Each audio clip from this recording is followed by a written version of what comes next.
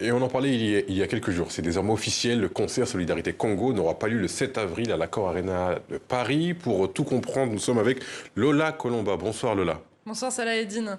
Eh bien, il faut dire que les organisateurs de ce concert n'avaient plus vraiment le choix, hein. Ils ont un peu été mis au pied du mur pour justifier cette décision de reporter le concert. Dans une publication sur le réseau social X jeudi, le préfet de police de Paris avait annoncé avoir demandé aux organisateurs de reporter le concert sous peine d'une procédure d'interdiction de l'événement. En fin de journée, les organisateurs ont publié un communiqué dans lequel ils ont fait part de leur déception.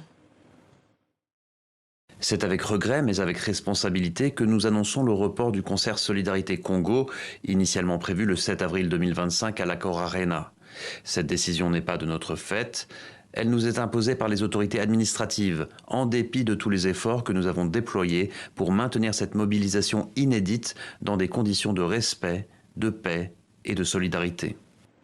Et pour justifier sa décision, la préfecture avait argué des risques de troubles à l'ordre public que constituerait le maintien de ce concert à la date du 7 avril. C'était aussi l'argument de la mairie de Paris, qui avait saisi Laurent Nunez le 10 mars dernier. Alors à la suite de l'annonce de la préfecture de police, plusieurs représentants de la communauté rwandaise ont salué cette décision. Nous, on a joint par visioconférence Richard Gisagara. Il est l'avocat de la communauté rwandaise de France. C'est quelque chose que nous avons demandé depuis quelque temps. Vous savez que nous avons manifesté publiquement notre choc du fait de voir que certaines personnes peuvent se permettre ce genre de provocation. Nous considérons toujours qu'il n'y a pas de hasard, ce n'est pas un hasard si ces personnes ont organisé cet événement à ces dates-là. Alors, la communauté rwandaise salue donc cette décision, mais au-delà de la date, il y a un autre sujet qui fait polémique, Lola. Oui, c'est la présence de Gims, c'était l'artiste qui était annoncé comme tête d'affiche de ce concert. La diaspora rwandaise l'accuse d'avoir tenu des propos anti-Tutsi visibles dans une séquence d'un documentaire disponible en ligne. Alors sa seule présence à ce concert pourrait bien motiver la future opposition de la communauté rwandaise. Richard Gisagara nous a expliqué se réserver la possibilité de saisir une nouvelle fois les autorités à ce sujet. Ce qui nous a fait réagir, ce sont les deux faits, la date du 7 avril et les têtes d'affiche et la communication qui était faite derrière.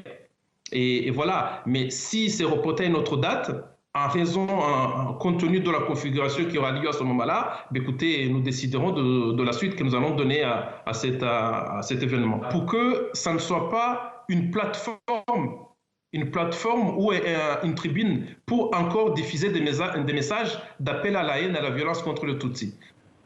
Et de leur côté, les organisateurs de ce concert expliquent que leur démarche n'a, je cite, jamais eu vocation à heurter qui que ce soit et encore moins à s'opposer à d'autres combats mémoriels. Ils ont affirmé qu'une nouvelle date serait annoncée très prochainement et que pour les personnes ne pouvant pas s'y rendre, bien sûr, les billets seront remboursés.